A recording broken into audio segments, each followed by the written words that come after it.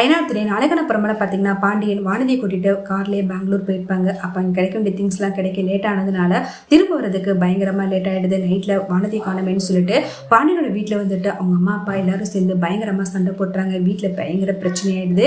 அடுத்த நாள் விடிய காலில் வந்து பாண்டியனும் வானதி வந்து இறங்குறாங்க. அதை பார்த்துட்டு வானதியுடைய அம்மா தலையில அடிச்சு அழுகுறாங்க. குடும்பமானத்தை இப்படி கெடுத்துட்டேடி, இந்த ஊரே சிரிக்கிற மாதிரி நடந்துக்கிட்டே இது மாதிரி நைட்டு ஃபுல்லாக ஒருத்தவங்க இருந்துட்டு வந்திருக்கேன்னு சொல்லிட்டு வானதியை பயங்கரமாக திட்டி தீக்கிறாங்க. பாண்டியனும் இது மாதிரி நடந்துடும் நினைச்சுதான் வானதி நான் அவ்வளோ தூரம் படிச்சு சொன்னேன், நீ தான் கொஞ்சம் கூட புரிஞ்சுக்காம வந்துட்டு இப்ப பாரு தேவையில்லாத பிரச்சனைன்னு சொல்லிட்டு வானதியை திட்டுறாங்க. ஒரு பக்கம் வானதி அம்மாவே என்ன திட்டுறாங்க, நீயும் என்ன திட்டிய பாண்டேன்னு சொல்லிட்டு பயங்கரமா ஃபீல் பண்றாங்க. அடுத்து வானதியுடைய அம்மாவை இதுக்கப்புறம் என் வீட்டு வாசப்பள்ளி கூட நீ மிதிக்கூடாது அப்படின்னு சொல்லிட்டு சொல்லிடுறாங்க.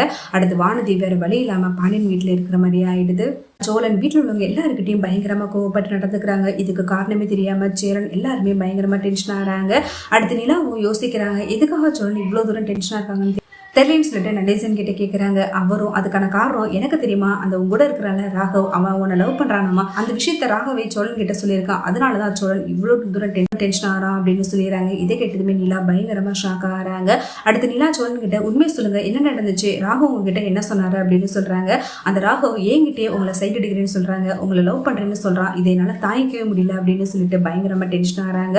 நிலா ஓ ராகவ் கிட்ட நீங்க உங்க மனசுல என்ன நினைச்சுக்கிட்டீங்க, நான் ஒரு ஃப்ரெண்டா தானே உங்ககிட்ட பழகுனேன், எதுக்காக நீங்க இது மாதிரி தப்பா எடுத்துக்கிட்டீங்க அப்படின்னு சொல்லிட்டு நிலாவோ ராகவ் கிட்ட கோவப்படுறாங்க. ராகவ் நானே இந்த விஷயத்த சொல்றதுக்கு முன்னாடி உங்களுக்கு இந்த விஷயம் தெரிஞ்சிருச்சா நிலா, நான் உங்களை உயிருக்கு உயிரை காதலிக்கிறேன், உங்களை தான் கல்யாணம் பண்ணணும்னு ஆசைப்படுறேன் நிலா அப்படின்னு சொல்லிட்டு ப்ரப்போஸ் பண்றாங்க. நிலாவோ அதை கேட்டு நீங்க இவ்வளவு கேவலமா நடந்துப்பீங்கன்னு நான் கொஞ்சம் கூட எதிர்பார்க்கவே இல்லை, நான் ஆல்ரெடி கல்யாணம் ஆனவ அப்படின்னு சொல்றாங்க.